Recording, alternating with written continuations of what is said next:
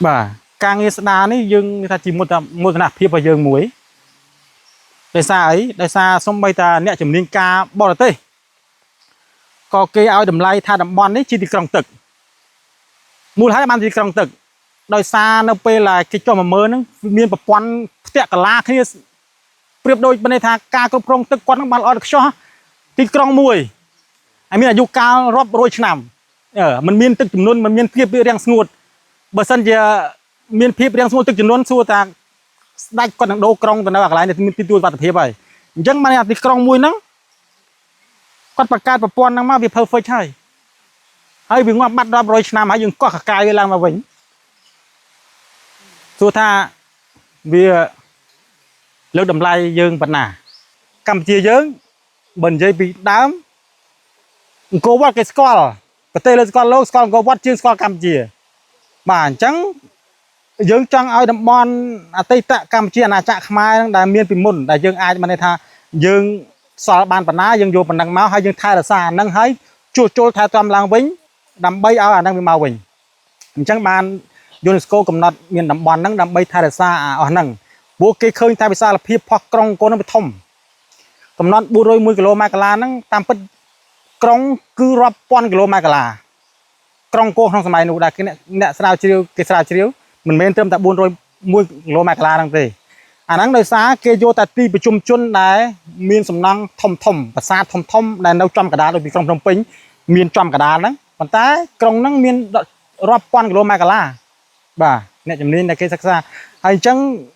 ក្នុង401គីឡូម៉ែត្រកន្លះហ្នឹងយើងបានជួសជុលស្ដារឡើងវិញប្រព័ន្ធអស់ហ្នឹងយើងមើលឃើញសិតតែជាសំណង់ធំហើយដល់ថ្នាក់រាជស្ដេចក៏នៅនឹងរាប់ចំនួនបាទហើយយើងជួសជុលស្ដារឡើងវិញដែលគេឲ្យមោទនភាពថាយើងជាទីក្រុងទឹកដែលសម័យនោះប្រទេសរីកចម្រើនមួយចំនួនធ្វើឲ្យអត់បានដូចយើងហ្នឹងអញ្ចឹងយើងលើកអាហ្នឹងមកវិញហើយការធ្វើដោយមិនមានបច្ចេកវិទ្យាទៀតការធ្វើដោយដៃអញ្ចឹងបាន UNESCO ឲ្យតម្លៃតំបន់អង្គរយើងនៅតែលេខ1លើស្គាល់លោករហូតនៅពេលបច្ចុប្បន្នយើងមានមោទនភាពទី1យើងបានលើកមុខមាត់ខេត្តសៀមរាបកុំឲ្យគេថាអូខេត្តភាសាខេត្តសៀមរាបលេខទៀតហើយបាទមកតំបន់អង្គរដោយកសិនគោវត្តកសិនគោធំរីងទឹកអស់មើលទឹកក្រៀមកំពិតអត់មានស្រស់ស្អាតអីឥឡូវយើងជួសជុលអាហ្នឹងឡើងវិញស្ដារកសិនគោមិនស្ដារទេបានតែបញ្ចូលទឹកក្នុងកសិនគោវត្តខេត្តតាំងប្រាំងខាងភាសាទឹកពេញបឹបមកឃើញចេញតែពីក្រុងចូលដល់តំបន់អង្គរមានអារម្មណ៍ថាយើងប្លែកភ្លាមស្រស់ស្រាយភ្លាមធម្មជាតិនៅជុំវិញរត់រសាទឹកនៅពេលដែលមានទឹកជុំវិញបបោធម្មជាតិនឹងខៀវខ្ចីស្រស់ប្រងកាសធាតុការពារអំណាចព្រោះកាសធាតុដែលប្រទេសលើពិភពលោកមួយចំនួនកំពុងជួបបញ្ហាគ្រោះធម្ម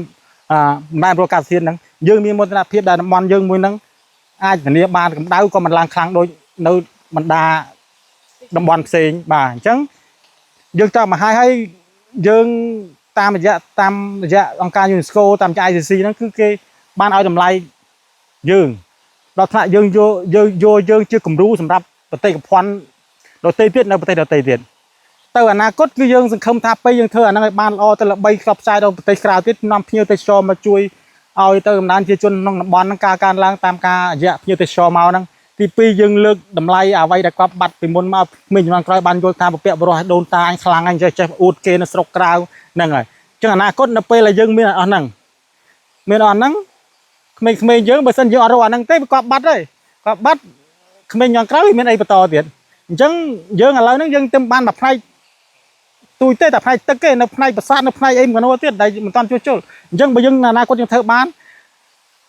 មុខមាត់ប្រទេសយើងមុខមាត់ក្មេងនៅក្រៅផងយើងបន្តទៀតគាត់នឹងមានមុខមានថាសម័យអញកាល1000ឆ្នាំមុនជាអាណាចក្រមួយធំដែលប្រទេសឯងរីកចម្រើនមួយចំនួនអត់ស្មើនឹងប្រទេសខ្ញុំអញ្ចឹងបើយើងធ្វើអាហ្នឹងគាត់បាត់តែគាត់មានអីបានអូនក្មេងនៅក្រៅបាទបានន័យថាកិច្ចការងារស្ដារប្រព័ន្ធយុទ្ធសាស្ត្រនេះគឺមានអត្ថន័យនិងមានតម្លៃទៅគ្រប់សម័យកាលទាំងអតីតកាលបច្ចុប្បន្ននិងអនាគតបាទខ្ញុំគិតថាអញ្ចឹងបាទតកតងទៅកិច្ចការងារគ្រប់គ្រងទឹកហ្នឹងគឺមានសារៈសំខាន់ណាស់ណាហើយស្របពេលនឹងកលៈទេសៈបែបនេះដែលយើងកំពុងតែពេញនិយមថា climate change ណាការប្រែប្រួលអាកាសធាតុអញ្ចឹងរាជរដ្ឋាភិបាលយើងបង្កើនការគិតគូរលើការងារគ្រប់គ្រងទឹកនេះកាន់តែខ្លាំងដោយជាក់ស្ដែងក្នុងតំបន់អាជ្ញាធរអន្តរាយើងគឺយើងលើកទឹកចិត្តហើយបន្ទាប់ពីការជួសជុលស្ដារនៅហេដ្ឋារចនាសម្ព័ន្ធបុរាណនៅក្នុងតំបន់កោហ្នឹងអាជ្ញាធរជាច្រើនលើកទឹកចិត្តនិងជំរុញឲ្យពួកគាត់ ស្ដារឡើងវិញនៅត្រពាំងបឹងបួបុរាណណាចឹងមកបុរាណអញ្ចឹងយើងលើកទឹកចិត្តដោយសារតែយើងបានបោះបង់ចោលប្រព័ន្ធទាំងមូលហ្នឹង500ឆ្នាំជាង500ឆ្នាំអញ្ចឹងប្រព័ន្ធទាំងមូលហ្នឹងគឺត្រូវបានដូចថាបាត់បង់ណាបាត់បង់ដោយសារ sediment ដោយសារកំណកដីដោយសារអត់មានការថែទាំបោះបង់ចោលអញ្ចឹងប្រព័ន្ធវាត្រូវលុបត្រូវមកទៅរាក់ជ្រៅមកជារាក់ណាហើយទំនប់អីសំណង់អីវាត្រូវបែកបាក់ខូចខាតក្នុងសំណង់គ្រប់គ្រងទឹកដោយសារយើងបោះបង់ចោលហ្នឹងហើយជាបញ្ហាឡើងវិញហើយចាដូចជាបឹងបួអីនៅក្នុងហ្នឹងមានច្រើនរដ្ឋាភិបាលក៏ដូចអាជ្ញាធរជាអាសាយើងលើកទឹកចិត្តឲ្យពួកគាត់ស្ដារអញ្ចឹងរាល់ថ្ងៃហ្នឹងមានការស្ដារជាបន្តបន្ទាប់មិនទាន់ចប់ទេកិច្ចការនេះហ្នឹងណាជាតែទាំងអស់ចំណឹងគឺសុទ្ធសឹងតែជាអាងដែលយើងអាចរក្សាទឹកទុកសម្រាប់នៅពេលអនាគតបាទ